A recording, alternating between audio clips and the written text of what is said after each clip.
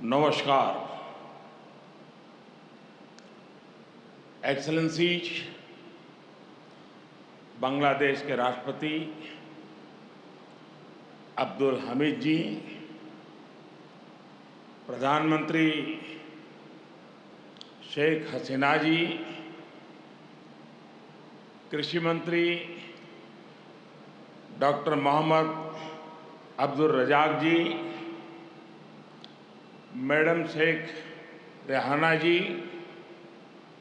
अन्य गणमान्य अतिथिगण, सोनार बांग्लादेशेर प्रिय बंधुरा,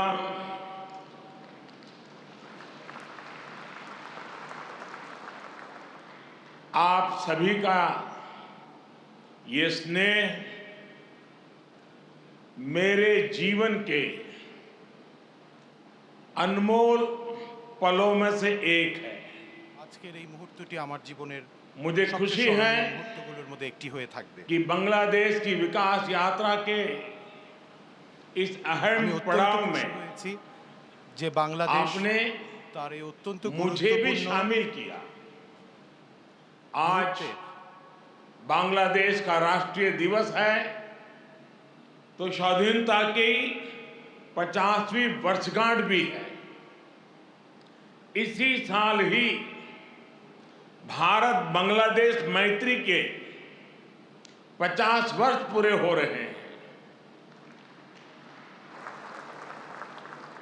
जातिर पिता बंगबंधु शेख मुजीबुर रहमान की जन्मशती का ये वर्ष दोनों देशों के संबंधों को और मजबूत कर रहा है।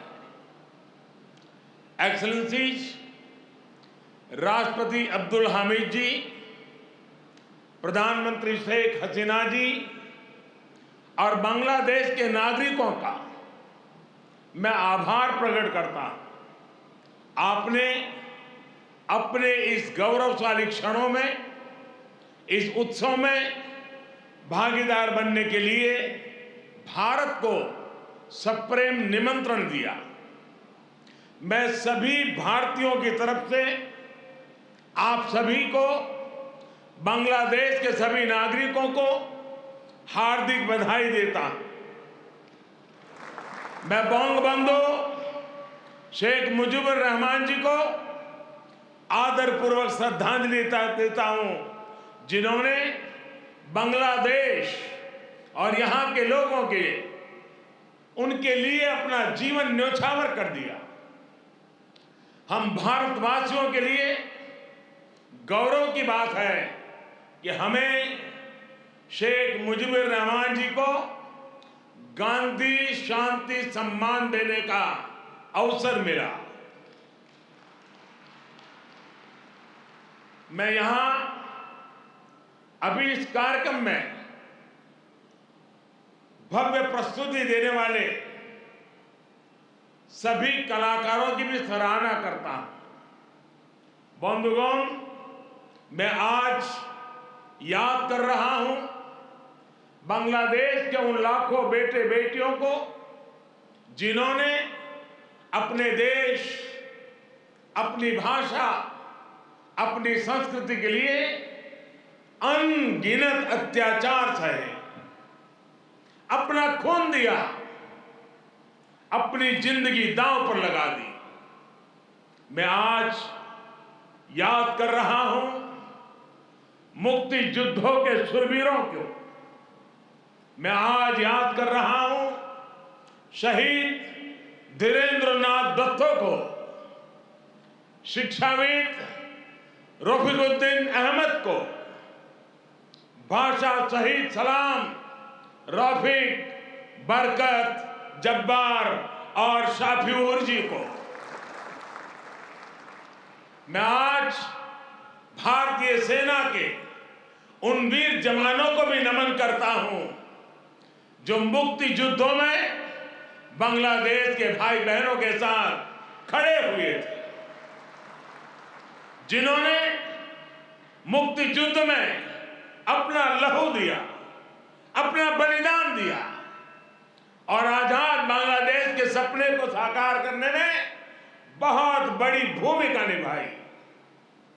Field marshal Sam Manekshaw, general Arora, general Jacob, lance Naik Albert Ekka, group captain Chandan Singh, captain Mohan Narayan Rao Samant, ऐसे अनगिनत कितने ही वीर हैं जिनके नेतृत्व और साहस की कथाएं हमें प्रेरित करती हैं।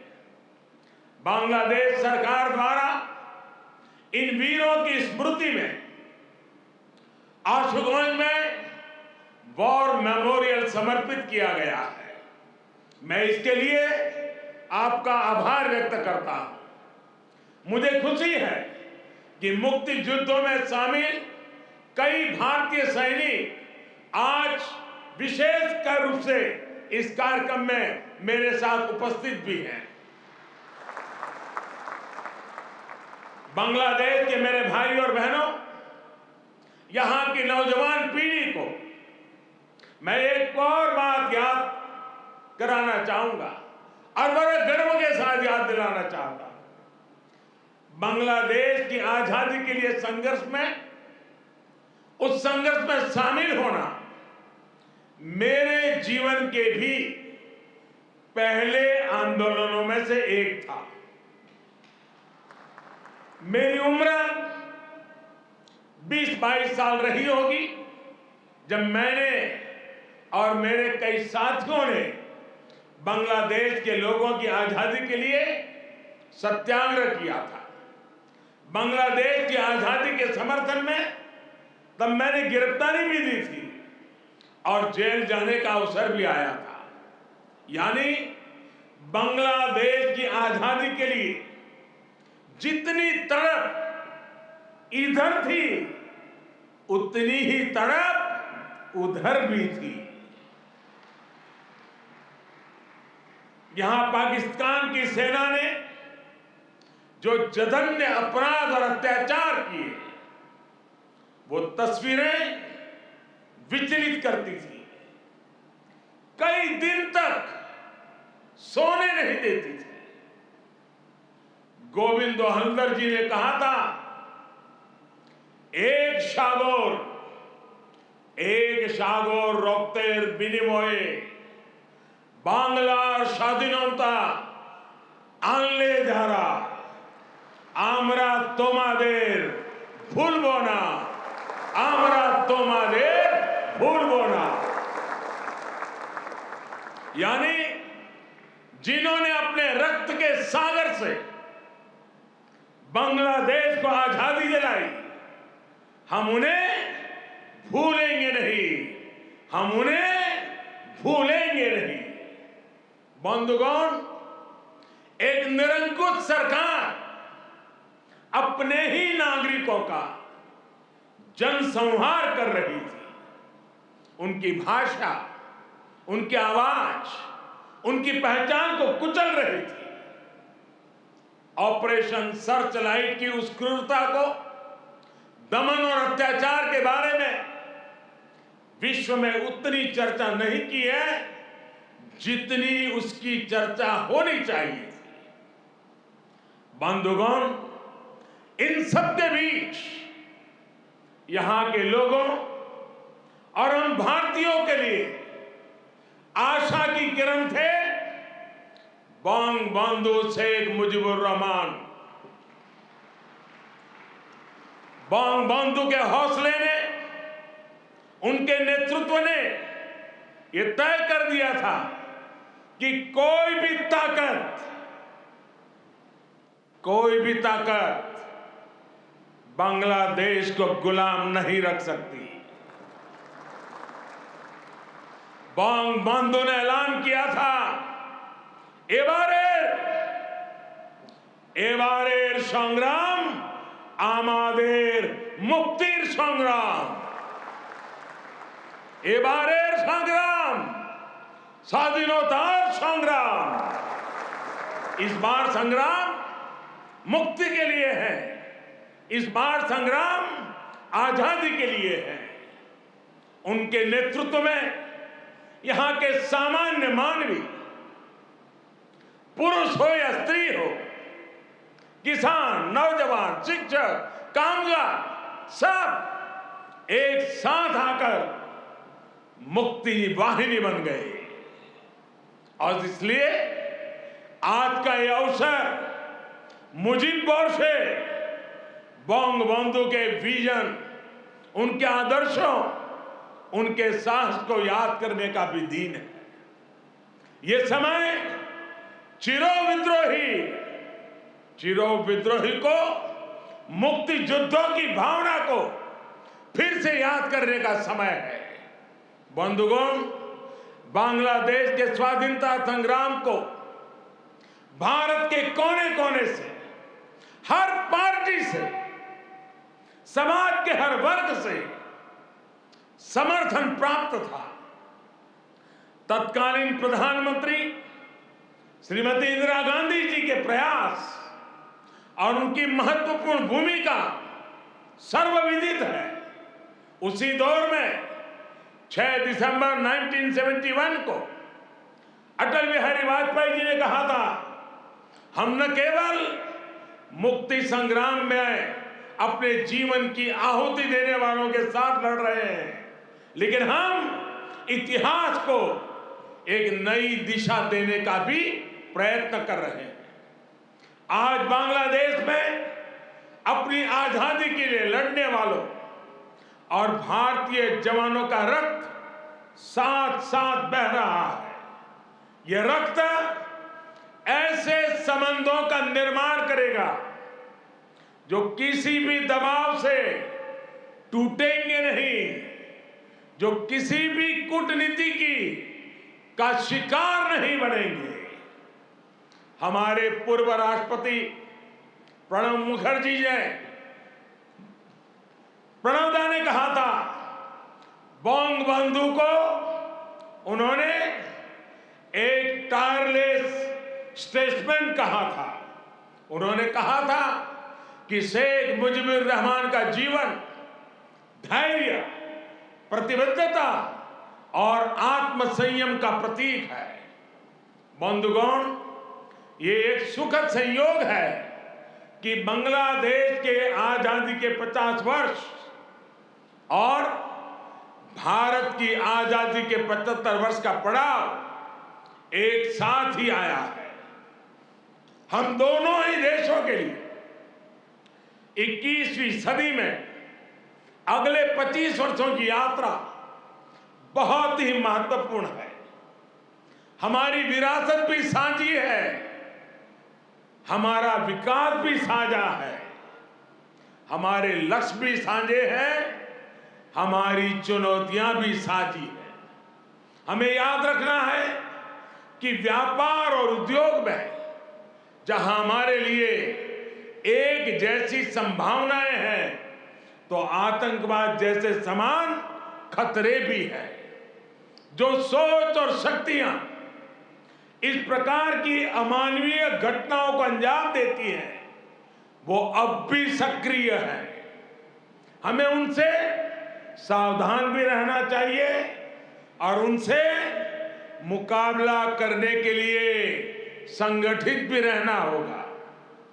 हम दोनों ही देशों के पास लोकतंत्र की ताकत है, आगे बढ़ने का स्पष्ट विजन है। भारत और बांग्लादेश एक साथ मिलकर आगे बढ़े, इस पूरे क्षेत्र के विकास के लिए उतना ही जरूरी है। और इसलिए आज भारत और बांग्लादेश दोनों ही देशों की सरकारें इस संवेदनशीलता को समझकर इस दिशा में सार्थक प्रयास कर रही है। हमने दिखा दिया है कि आपसी विश्वास और सहयोग से हर एक समाधान हो सकता है। हमारा लैंड बाउंड्री एग्रीमेंट भी इसी का गवाह है। कोरोना के इस कालखंड में भी दोनों देशों के बीच बेहतरीन तालमेल रहा है। हमने सार्क कोविड फंड की स्थापना में सहयोग किया। अपने ह्यूमन रिसोर्स की ट्रेनिंग में सहयोग किया। भारत को इस बात की बहुत खुशी है कि made in India vaccines Bangladesh के हमारे बहनों और भाइयों के काम आ रही है। मुझे याद है वो तस्वीरें जब इस साल 26 जनवरी को भारत के गणतंत्र दिवस पर बांग्लादेश आर्म फोर्सेस के ट्राई सर्विस कंटिजेंट ने शोनो एक्टिर मुजिबोरेर थे के इस धुन पर दिल्ली में परेड की थी। भारत और बांग्लादेश का भविष्य सद्भाव भरे, आपसी विश्वास भरे ऐसे ही अनगिनत पलों का इंतजार कर रहा है। साथियों, भारत बांग्लादेश के संबंधों को मजबूत करने के लिए दोनों ही देशों के यूथ में बेहतर कनेक्ट की भी उतना ही आवश्यक है। भारत बांग्लादेश संबंधों के 50 वर्ष के अवसर पर मैं बांग्लादेश के 50 एंटरप्रेन्योर्स को भारत आमंत्रित करना चाहूंगा। ये भारत आए, हमारे स्टार्टअप और इनोवेशन इकोसिस्टम से जुड़े वेंचर कैपिटलिस्ट से मुलाकात करें। हम भी उनसे सीखेंगे, उन्हें भी सीखने का अवसर मिलेगा। मैं इसके साथ साथ बांग्लादेश के युवाओं के लिए सुवर्णो जयंती स्कॉलरशिप की घोषणा भी कर रहा हूं। साथियों, बंगबंधु शेख मुजीबुर रहमान जी ने कहा था, बांग्लादेश इतिहासे স্বাধীন রাষ্ট্র হিসেবে টিকে থাকবে বাংলাকে দাবিয়ে রাখতে পারে এমন কোনো শক্তি নাই। बांग्लादेश स्वाधीन होकर रहेगा। किसी में इतनी शक्ति नहीं है कि बांग्लादेश को दबा करके रख सके। बंगबंधु का यह उद्घोष बांग्लादेश के अस्तित्व का विरोध करने वालों को चेतावनी भी थी और बांग्लादेश के सामर्थ्य पर विश्वास भी था।